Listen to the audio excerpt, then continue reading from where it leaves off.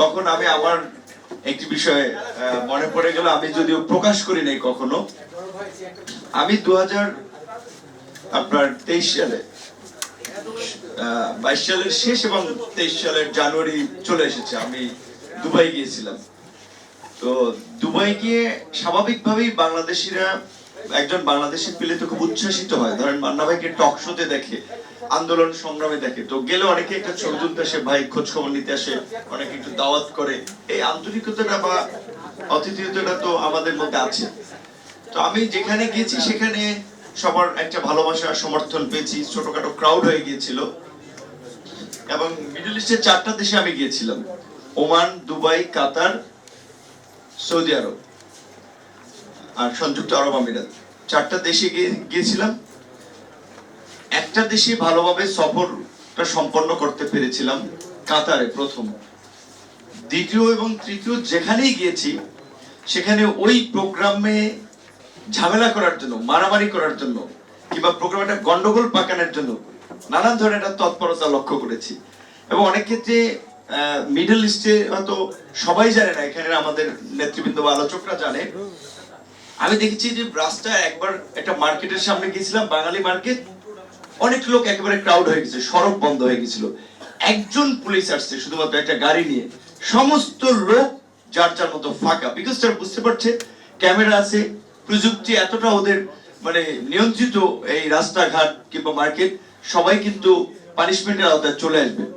যাই হোক, পরে ওরা বুঝিয়েছিল যে সে বাংলাদেশের একজন রাইজিং লিডার, তাকে মানুষ ভালোবাসে, পছন্দ করে, এই জন্য এসেছিল। শেষ পর্যন্ত আমাকেও থানায় যাওয়া লাগবে এরকম পরিস্থিতি, তারপর কথা বলে ওরা সেটা বুঝতে পেরেছে। কিন্তু দুবাইয়ে যে ঘটনাটি শিকার হলাম, সেখানে আমার বিরুদ্ধে জঙ্গিবাদের এই কার্যক্রমের সংশ্লিষ্টতার অভিযোগ আনা হলো এবং জঙ্গিবাদের ফাইন্যান্সের সাথে জড়িত, মানে আমার সাথে যারা দেখা করেছে কিংবা এই প্রোগ্রামগুলো অর্গানাইজ করেছে, এইরকম অভিযোগ, যেটা এই গণ অভ্যুত্থানের যারা প্রতিবাদ করেছিল তাদের বিরুদ্ধে যেই কনসাল জেনারেল দিয়েছিল। তো মর্তুজা ভাই যেটা বলছিলেন এবং অনেকে বলছেন, তাকে দেশে আনা হয়েছে। আমরা অনেক কর্মকর্তা জানি, শুধুমাত্র এরকম একজন জামাল হোসেন না, বাংলাদেশেও থেকেও, আইন শৃঙ্খলা বাহিনীর মধ্যে থেকেও সেম টোনে, যেই টোনটা ওবায়দুল কাদেররা কথা বলতো, হাসান মাহমুদ কথা বলতো, কথায় কথায় মানুষকে স্বাধীনতা বিরোধী ট্যাগ দেওয়া, মৌলবাদী ট্যাগ দেওয়া এবং জঙ্গিবাদের সাথে সংশ্লিষ্ট এরকম ট্যাগ দেওয়া। আরেকদিন আমি 2021 সালে আমাদের একটি প্রোগ্রামে, তখন রমনার ডিসি ছিলেন সাজ্জাদ হোসেন, ভদ্রলোক দেখতাম নামাজ কালাম পড়ে, তার মানে একটু ধার্মিক লোক। তো অন্য একটা মানুষ সম্পর্কে তো অপপ্রচার, প্রপাগান্ডা আপনি করতে পারেন না। আমাদের একটা মিছিল ছিল এবং সেও সম্ভবত ঢাকা বিশ্ববিদ্যালয়ে পড়াশোনা করেছে। আমি তখন রানিং ডাকসুল পিপি, আমরা মিছিলটা করলাম, সে দেখলাম এসে তার ফোর্স নিয়ে যে এটা কিসের মিছিল, এটা জঙ্গি জামাত শিবির, এদেরকে পিটাও।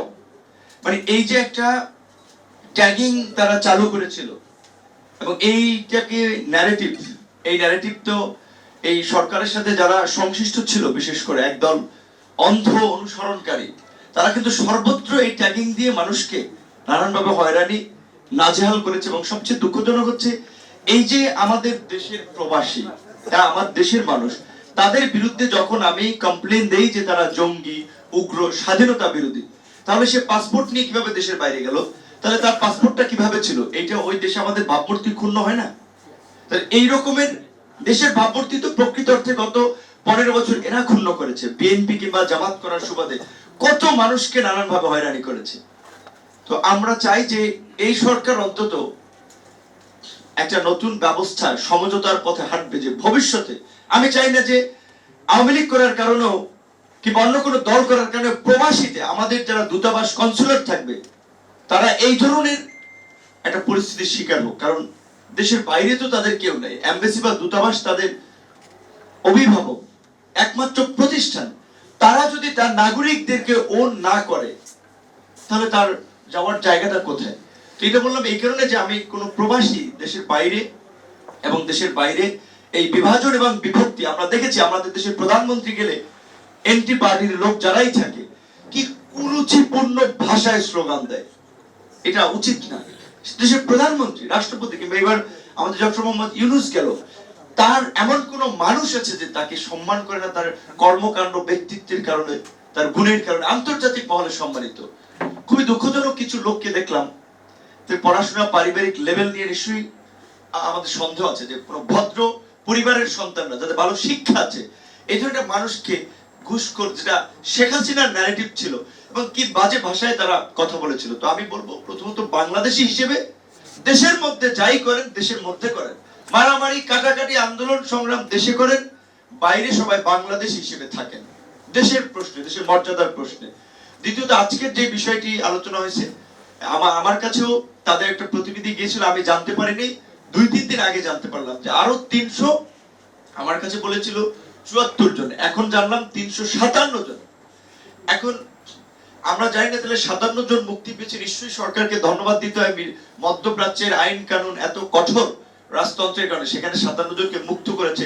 এখন এখানে বাকিরা কেন মানে জেলে রইলো, তাহলে কি তথ্যের গ্যাপ ছিল? আশা করি সরকার সেই দিকে মনোযোগ দিবে এবং ব্যক্তিগতভাবে মর্তুজা ভাইয়ের কানেক্টিভিটি আছে, আসিফ নজরুল থেকে শুরু করে প্রধান উপদেষ্টাকে রিচ করার আমাদের আছে, এখানে সবারই আছে। কাজে আমরা সবাই আমাদের জায়গা থেকে সেই প্রচেষ্টাটা চালাবো। এবং সবচেয়ে বড় কথা, মর্তুজা ভাইয়ের কথা বলেছি, কথাটা অনেকে হয়তো খেয়াল করে নেই যে এই প্রবাসীদের অনেকে ওখানে প্রতিষ্ঠিত ব্যবসায়ী ছিলেন, ভালো টাকা পয়সা ছিল, দেশেও তারা পাঠাতেন, তাদের উপরে বিভিন্ন প্রতিষ্ঠান পরিবার নির্ভরশীল ছিল। এখন তারা শূন্য হাতে ফিরে এসেছেন।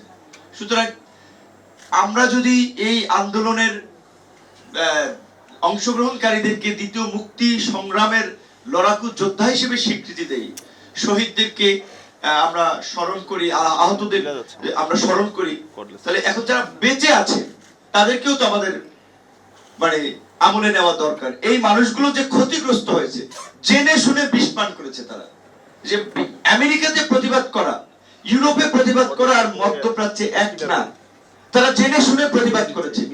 এই 357 জন এবং যেই 357 জন আপনার মুক্তি পেয়েছে তাদেরকে আমি মনে করি একটা রাষ্ট্রীয় সংবর্ধনা দেওয়া দরকার, যে এইরকম একটা ঝুঁকি নিয়েছে। এবং অবশ্যই তাদের ক্ষতিপূরণের দাবিতে, যেটা আমি বলছি, মর্তুজার খুবই ভালো রিলেশন, এই মন্ত্রণালয়ের দায়িত্বে আছে প্রবাসী কল্যাণ, বৈদেশিক কর্মসংস্থান আমাদের আছে, তাদের জন্য আমরা সম্মিলিত ভাবেও কিছু করতে পারি। চিঠি তাদের পক্ষ থেকে দিলে মর্তুজা ভাই সেখানে যদি চিঠির ড্রাফট করে আমরা সবাই স্বাক্ষর করে দিলাম, যাতে তারাও খুব গুরুত্বের সাথে দ্রুত সময়ে বিবেচনা করে। এবং সর্বশেষ আমার কথা হচ্ছে যে আমাদের প্রবাসী শ্রমিকরা দেশের বাইরে যেতে একটা পাসপোর্ট করা থেকে শুরু করে পদে পদে দালালের আপনার ধান্দাবাজির শিকার হয়। এবং সবচেয়ে বড় কথা হচ্ছে যেখানে 1 থেকে 1.5 লক্ষ টাকায় মালয়েশিয়া কিংবা মধ্যপ্রাচ্যে যেতে পারে, শুধুমাত্র সিন্ডিকেট করার ফলে সেটা 5 থেকে 7 লক্ষ টাকায় গিয়ে পৌঁছায়। এবং বাস্তবতা হচ্ছে এই সিন্ডিকেট সাংবাদিক হিসেবে আশরাফ কায়সার ভাই করে না, মান্না ভাই আমার মতো লোক, আমরা এই সমস্ত এই আদম ব্যবসা আমরা করি না, কিন্তু মন্ত্রীরা করে, এমপিরা করে, সরকারের ঘনিষ্ঠ জনেরা করে। এই আদম ব্যবসায়ী সিন্ডিকেটের আমার মনে হয় যে এখন কবর রচনা করার সময় এসেছে। হাই মানে প্রোফাইলের লোকগুলো যে যুক্ত, কারণ এত কাঁচা টাকা বাইরে যাবে, ডলার নিচ্ছে, পয়সা নিচ্ছে, এমনকি দেশের বাইরেও কোনো সেবা পেতে হলে একটা নির্দিষ্ট সিন্ডিকেট, সালমান এফ রহমানের সাথে ইনভলভ ছিল, মোস্তফা কামাল সাহেব আপনার অর্থমন্ত্রী ছিলেন, তার প্রতিষ্ঠানের সাথে ইনভলভ ছিল। কার প্রতিষ্ঠান নাই? জাতীয় পার্টির মাসুদ সাহেব, যে মালয়েশিয়ার সিন্ডিকেটের কথা আসলো। তো এই সিন্ডিকেটটা ভাঙতে হবে, সিন্ডিকেট ভ্যানিশ করে দিতে হবে, একবারে উন্মুক্ত। যদি এটা আপনার পাবলিকের জন্য উন্মুক্ত করা হয় তাহলে উন্মুক্ত পদ্ধতি যাবে। তবে আমার মনে হয় বাংলাদেশের কথা বিবেচনা করে জিটিজু পদ্ধতিতে যদি আমরা পাঠাতে পারি তাহলে সেটা সবচেয়ে বেটার হয়। কারণ অদক্ষ শ্রমিকরা কিংবা অবৈধভাবে কিছু মানে ফাঁক ফোকর দিকে নানান ধরনের ওখানে একটা হয়রানির শিকার হয়, দরকার নেই। আমাদের যে ওভার পপুলেটেড একটা কান্ট্রি, এখন ডেমোগ্রাফিক ডিভিডেন্ড চলছে, এই তরুণদের কতক্ষণ শক্তি থাকবে? তাহলে আমাদের এই যে আরেকটা সেক্টর আরএমজি, শার্ট প্যান্ট বেচা অর্থনীতি কতদিন টিকবে? বিকল্প অর্থনীতিটা কি? শ্রমবাজার আপনার মানুষ কতদিন বাইরে শ্রম বিক্রি করবে? এর বিকল্প অর্থনীতিটা কি?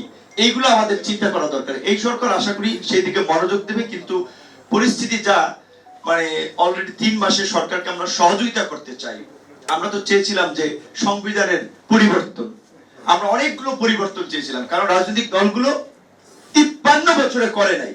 এখন আবার নানান কারণে সরকারের সাথে রাজনৈতিক দল এবং নাগরিক সমাজের একটা দূরত্ব তৈরি হচ্ছে বোধহয়, যার ফলে এখন তথ্যের গ্যাপ তৈরি হচ্ছে, কথাবার্তা পরিবর্তন হচ্ছে, আমাদেরকেও করতে হচ্ছে।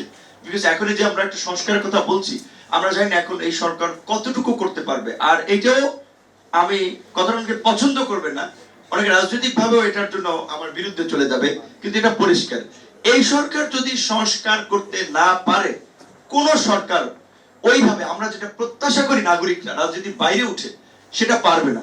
সুতরাং সরকারকে বলবো আপনারা রাজনৈতিক দলগুলোর সাথে সম্পর্ক ধরে রেখে, নাগরিক সমাজের সাথে সম্পর্ক ধরে রেখে জন আকাঙ্ক্ষাকে ধারণ করে সংস্কারের পথে এগিয়ে যান। সংস্কারটা আমাদেরকে করতেই হবে। ধন্যবাদ। যথারীতি চমৎকার বললেন নুরুল হক নূর, এবং খুব গুরুত্বপূর্ণ কয়েকটি কথা বলেছেন।